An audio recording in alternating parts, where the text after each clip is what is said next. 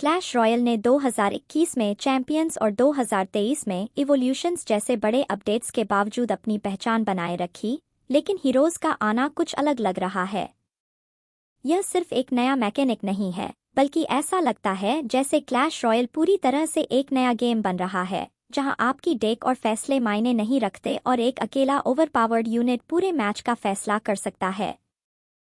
Heroes सिर्फ मजबूत card नहीं हैं, बल्कि मूल रूप से वे नॉर्मल कार्ड्स हैं जिनके पास ऐसी एबिलिटीज हैं जिन्हें एलिक्सिर का उपयोग करके एक्टिवेट किया जा सकता है।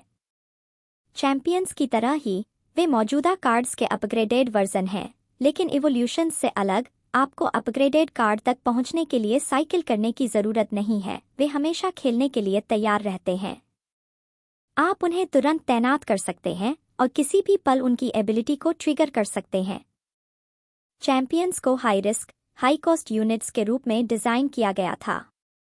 उनके बेस स्टैट्स असाधारण नहीं थे, लेकिन अगर सही समय पर इस्तेमाल किया जाए तो उनकी एबिलिटीज गेम का रुख बदल सकती थीं। उन्हें प्रभावी ढंग से उपयोग करने के लिए स्किल की आवश्यकता होती थी।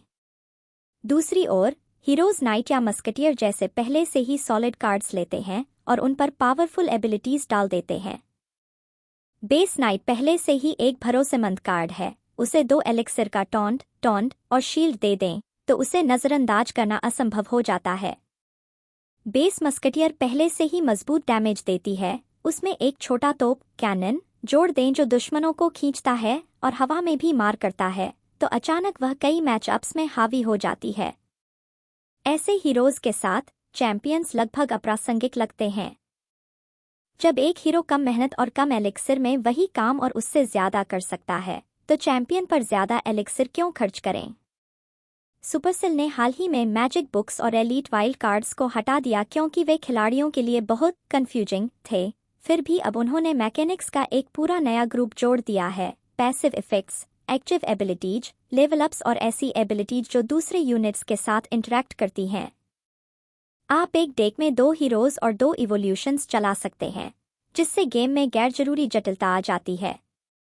एबिलिटीज गलतियों को अपने आप सुधार देती हैं। हीरो नाइट बिना किसी परफेक्ट प्लेसमेंट के टावर की रक्षा कर सकता है। मिनी पेक का हीरो खुद को ठीक कर सकता है और कई लेवल्स हासिल कर सकता है, जिससे छोटी गलतियां भी छिप जाती हैं। अब डेक स्ट्रेटेजी के आसपास नहीं, बल्कि इन नए ओवरपावर्ड हीरोज के आसपास बनाए जा रहे हैं। अब हम हर एक हीरो को देखते हैं। सबसे पहले हीरो नाइट। कागज पर वह सामान्य लगता है, लेकिन उसकी एबिलिटी 2 एलिक्सिर के लिए एक बड़े दायरे में हर दुश्मन को उसे टारगेट करने पर मजबूर कर देती है। साथ ही उसे एक शील्ड मिलती है जो डार्क प्रिंस की तरह होती है, यानी यह सिर्फ बोनस एचपी नहीं है, बल्कि अलग हेल्थ है जो उसके असली हेल्थ को छूने से पहले पूरा एक हिट झेल सकती है।